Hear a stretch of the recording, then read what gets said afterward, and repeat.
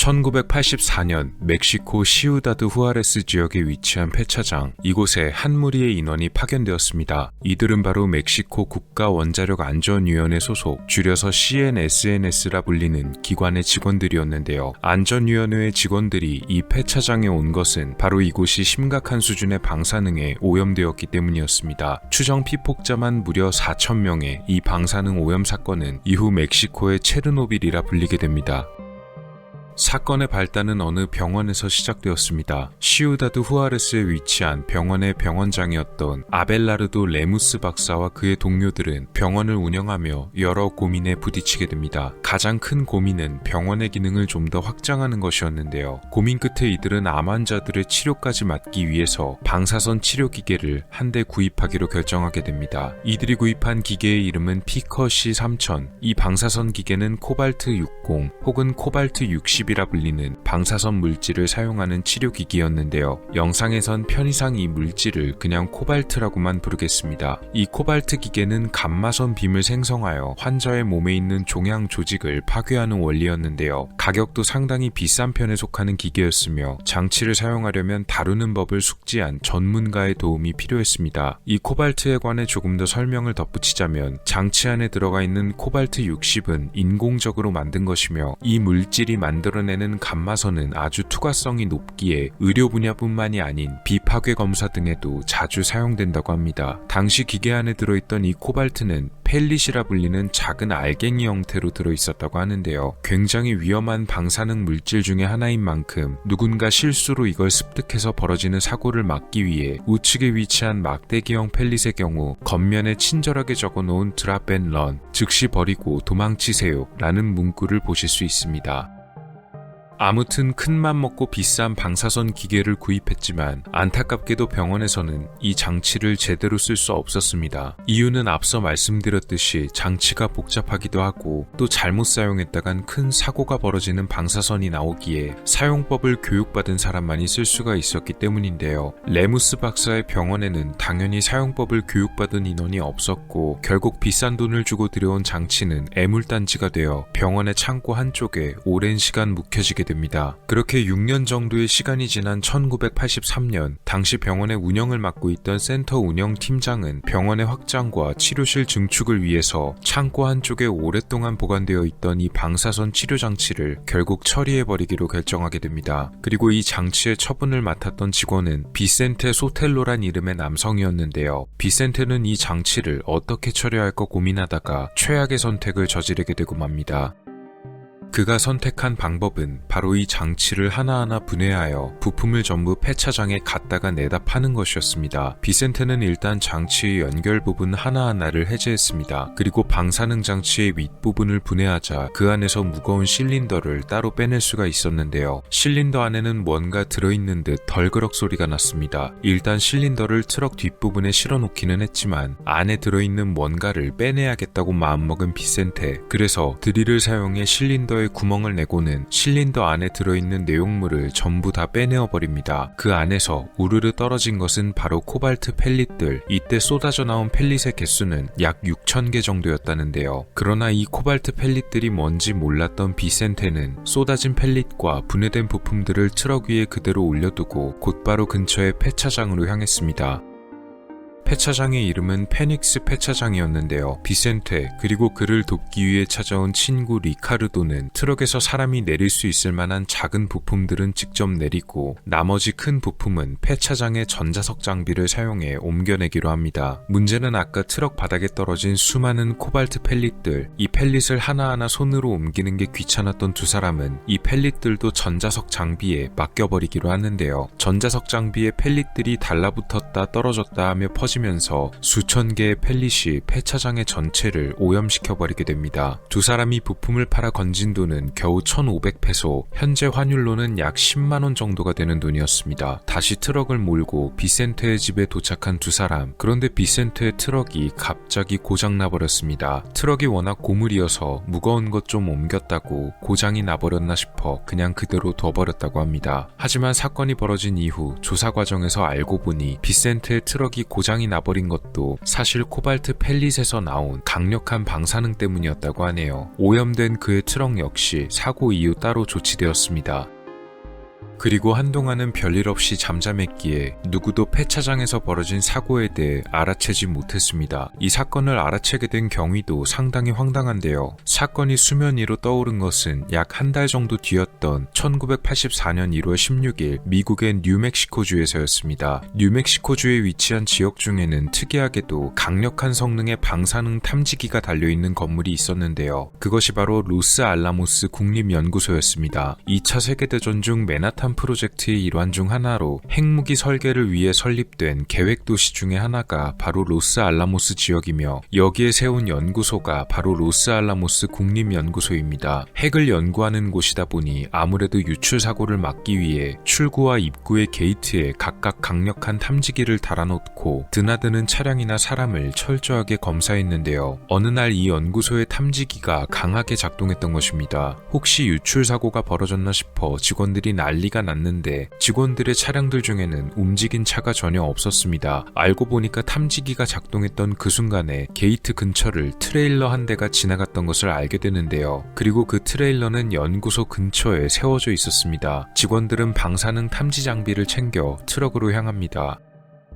세워진 트레일러에는 철근이 가득 실려 있었습니다. 왜 이곳에 정차했는지 묻는 직원들에게 운전수는 차가 갑자기 고장이 났다며 자기도 왜 이렇게 됐는지 모르겠다고 말합니다. 직원들은 운전수에게 자신들이 누구인지 말해주고 양해를 구하며 트레일러의 이곳저곳을 검사하기 시작했는데요. 트레일러 전체에서 방사능이 탐지되었으며 특히 실려있는 철근에서 엄청난 양이 감지되었습니다. 어디서 왔냐고 묻자 운전수는 멕시코라고 대답했는데요. 차에 실려있는 철근들이 알고 보니 순수한 철로만 제조된 것이 아니고 고철 등의 여러 가지를 섞어 만든 철근이었습니다. 일단 연구소 직원들은 트레일러와 운전수를 서둘러 격리시키고 정부에 연락해 멕시코에서 실려온 철근에 강력한 방사능 물질이 섞여 있다는 것을 알립니다. 이를 파악한 정부에서는 다시 멕시코 정부에 연락했고 결국 멕시코 국가원자력안전위원회가 나서게 되었는데요. 철근의 제조 과정을 쭉 따라 역학조사를 벌이던 이들은 한 폐차장에서 대량의 고철이 유입되었음을 알게 됩니다. 그것이 바로 비센테가 방사능 장치를 분해해서 팔았던 시우다드 후아레스의 페닉스 폐차장이었던 것인데요. 직원들은 폐차장 전체에서 방사능을 감지할 수가 있었고 미처 수거되지 못한 코발트 펠릿들을 발견하면서 이것이 모든 사건의 원흉이었음을 알게 됩니다. 폐차장 주인에게 이 펠릿을 실어온 사람이 누군지 묻자 사장은 곧바로 비센테와 리카르도를 떠올리며 병원 사람들이 가져왔다고 설명합니다. 안전위원회 직원들은 곧바로 비센테를 찾아갔는데요. 비센테를 격리시키며 그의 트럭에 대해 물어봅니다. 그는 트럭이 고장나서 움직이지 않는다며 집 근처 길가에 주차해놨다고 말합니다. 그의 트럭에서도 엄청난 양의 방사능이 뿜어져 나왔는데요. 문제는 비센테의 트럭이 길가에 오랫동안 주차되어 있어서 수많은 사람들이 근처를 지나다녔던 것이었습니다. 그의 트럭은 최대한 사람이 없는 곳에 둬야 했기에 일단 국경 근처에 있는 엘 차미살 공원에 옮겨집니다.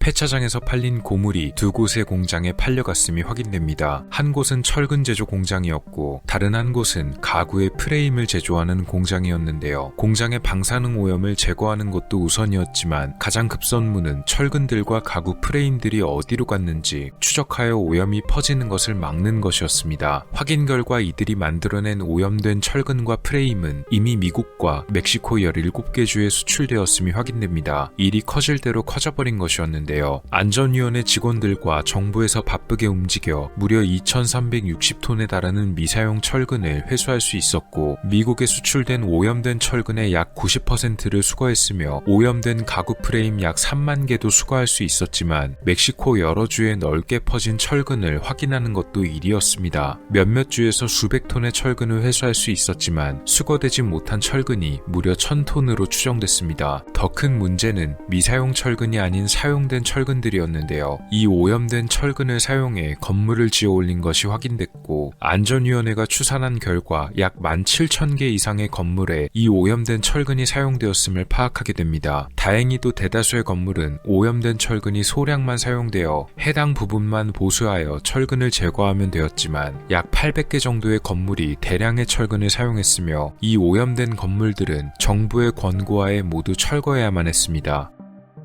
결국 끈질긴 노력 덕분에 어떻게든 수습을 할 수 있었지만 또 다른 문제가 하나 남아 있었는데요. 바로 이 수거된 오염물질을 어떻게 처리해야 할 것인가였습니다. 보통 유출사고 등으로 인해 오염이 퍼지게 되면 감당할 수 있는 선에서 처리가 가능한 경우가 많았는데 이번 오염사고는 그 스케일이 너무나 컸기 때문입니다. 오염된 철근과 프레임의 양만 해도 이미 수천 톤이었고 부가적으로 오염이 되어버린 공장의 기계 등을 생각하면 이 정도의 대규모 오염 사태는 정말 처음이었는데요. 그래서 멕시코 정부와 원자력안전위원회는 이런 결정을 내립니다. 그냥 땅속에 전부 파묻어버리자는 것이었습니다. 이들이 오염된 물건을 전부 묻어버릴 곳으로 선택한 지역은 바로 사말라유카 사막이었는데요. 사말라유카 사막은 멕시코의 치와와주에 위치한 곳으로 이곳에 라 페드레라라고 불리는 매립지를 만들어 전부 안에 묻어버리기로 결정하게 됩니다. 이 라 페드레라에 묻혀진 오염물질의 양은 철근 2,900톤, 오염된 금속 1,700톤, 테이블 프레임 200톤, 오염된 고철 1,950톤, 오염된 물질이 담긴 용기 860톤, 그리고 오염된 토양과 석고 약 29,000톤으로 엄청난 양의 오염된 물건들이 묻히게 되었다고 하네요. 이후 제기된 문제는 이 대량의 폐기물이 급하게 처리되다 보니 방사성 폐기물을 처리할 때 필요한 적절한 차폐가 제대로 이루어지지 않고 그대로 묻혔다는 것이었습니다. 2004년 멕시코 국립자치대학교의 분석에 따르면 이 매립으로 인해 사말라유카 사막의 방사능 수치가 높아졌으며 폐기물이 적절한 격리 조치 없이 보관되어 왔기에 추후에 어떤 일이 벌어질지 모른다는 것이었는데요. 약 40년 정도가 지난 지금은 코발트의 방사선 강도가 170배 정도 가량 감소했다고 하지만 여전히 위험이 제기된다고 합니다. 이 사건으로 방사능에 피폭된 피해자의 수는 추정치만 약 4,000명이 넘어가는 숫자라고 합니다. 물론 엄청난 양의 단시간에 노출된 사람은 드물었지만 그 수치가 낮다고 해서 안심할 수는 없는 양이었는데요. 페닉스 폐차장에서 일하던 23명의 직원들은 모두 이 방사능으로 인한 질환을 겪어야만 했고 백혈구가 감소되거나 화상을 입는 등의 피해를 봤습니다. 사실 추산 피해자 4,000명도 낮을 수가 있다고 하는데요. 왜냐면 사건이 벌어졌던 시우다드 후아레스 지역의 일부는 너무나 가난한 사람들이 대다수였기 때문에 검진을 받으러 갈 병원비와 교통비가 없어서 제대로 검사를 받을 수가 없었습니다. 그래서 아마도 정확히 밝혀지지 않은 숨은 피해자들의 수는 더 많았을 것으로 예상되었습니다. 가장 큰 책임이자 사건의 발단은 병원 측에 있었는데요. 병원에서는 비센테에게만 모든 책임을 돌려버리고 자신들은 아무런 책임이 없다고 버텼습니다. 비센테는 자신은 이런 복잡한 기계는 뭔지도 몰랐고 방사능이 있는 기계였다면 자기가 손대지도 않았을 것이라며 병원에서 제대로 알려주지 않은 책임도 있다고 항변했는데요. 게다가 병원에서는 조사가 시작되자마자 병원장이 비센테를 따로 불러내서는 병원에 아무런 책임이 없다는 각서를 쓰게 만들었다고 말했습니다. 심지어 자신들이 비센테에게 처리를 맡긴 적도 없으며 오히려 비센테가 기계를 훔쳤다고 진술하게끔 만들었다네요.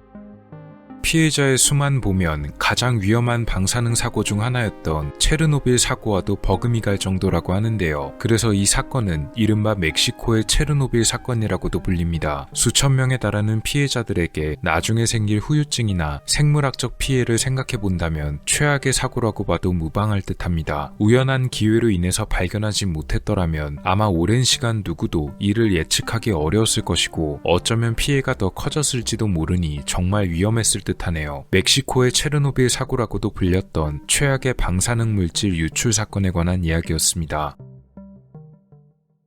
오늘 미스터리 어떠셨나요? 영상을 재밌게 보셨다면 채널에 방문하셔서 더 많은 영상을 시청해보세요. 미스터리 큐브였습니다. 감사합니다.